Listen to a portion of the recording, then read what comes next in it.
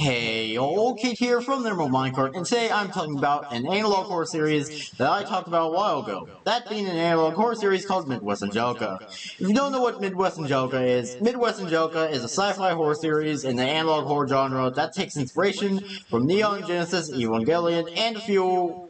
not few, okay. It wouldn't be a T3 Productions video without some fails, would it? No. The second... Crap, I'm sorry. I accidentally scrolled up a bit and I messed up. The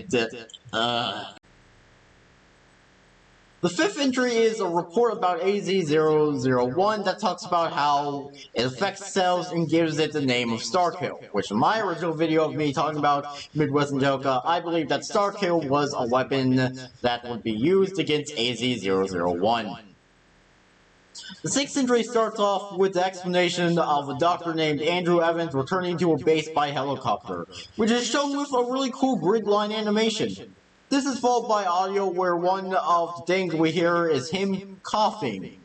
Now keep in mind the last time we heard someone coughing in the series, that means the person has been infected by AZ001. This is then followed by a grid line version of the alpha chunk Dr. Evans was sent to do research on, followed by seeing... Oh, God. I swear, I'm not infected by AZ001, okay? That's just a cough. My throat was a bit itchy.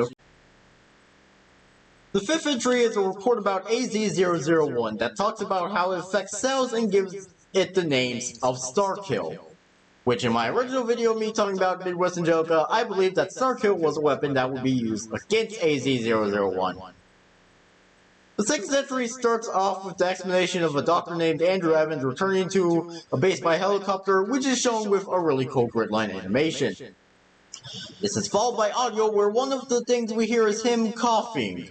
Now keep in mind the last time we heard someone coughing in this series, that means the person has been infected by AZ001. This is then followed by a grid line version of the alpha chunk Dr. Evans was sent to do research on, followed by seeing a picture of Dr. Evans next to it. This is then followed by a small series of events that happened when Dr. Evans went back into the base of operations, showing him acquiring samples of AZ001, then him getting a container and going into the supply closet to get water, taking longer than normal, a bit suspicious if you ask me.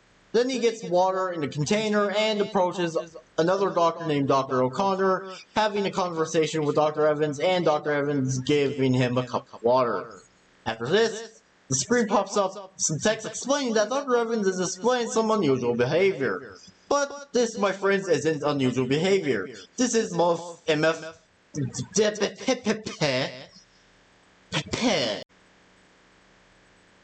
The eighth entry opens up with a message saying that the footage is owned by the Long Pines Police Department. This is followed by words... followed by an old black and white movie that I guess is in the public domain, followed by some missing people posters. After this, we get to hear audio of a caller and the dispatcher. The caller clearly being shaken up as they explain that they think a human sacrifice is going on. This is followed by... Great. The ninth entry opens up with a screen explaining that this tape is classified, followed by another screen that explains the purpose of this tape, which is to explain the infection stages of Starkill. Stage 1 being the sustenance hut, a stage where Starkill absorbs any nearby biomass to sustain itself for its next stages. Stage 2 being intelligence accumulation. This is where Starkill basically targets humans and tries to assimilate them. Stage 3 is self-replication. In this stage, Starkill has enough biomass to form new living beings, acting as some sort of hub, as well as being some form of altar/temples for the smaller Starkill entities. A fourth stage called critical mass has been hypothesized, but we don't get to see it. It's also explained that the researchers have no clue how big it is. We will be in the stage... Oh, God. I'm so tired. Oh, God. The 10th entry is an experiment where a man is slowly infected by AZ001, where he slowly starts to go crazy, and all he can say is Easter, as well as always his written down information slowly changing to be one word and one word only. Easter. The 11th entry opens up with a screen showing the logo of home, which seems to be the Tower of Babylon.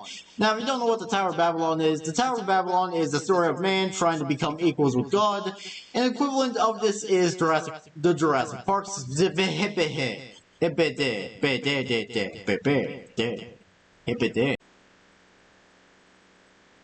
The 10th entry is an experiment where a man is slowly infected by AZ001, where he slowly starts to go crazy and all he can say is Easter, as well as his written down information slowly changing to be one word and one word only.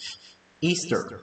The 11th entry opens up with a screen showing the logo of home, which seems to be the Tower of Babylon. Now, if you don't know what the Tower of Babylon is, the Tower of Babylon is the story of man trying to become equals with God.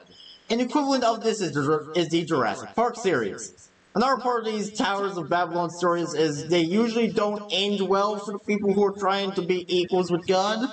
Anyways, we get camera footage of the lab scene in Entry 7 and what happened to it after the events of Entry 7. The place has been in somewhat of a mess and is seemingly abandoned.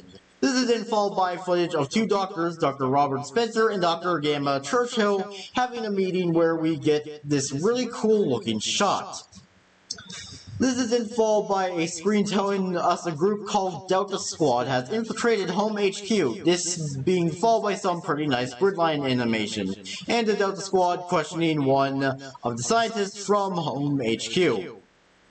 After the questioning, we get to see a medical report for Dr. Robert Spencer, and we discover that he is in critical condition.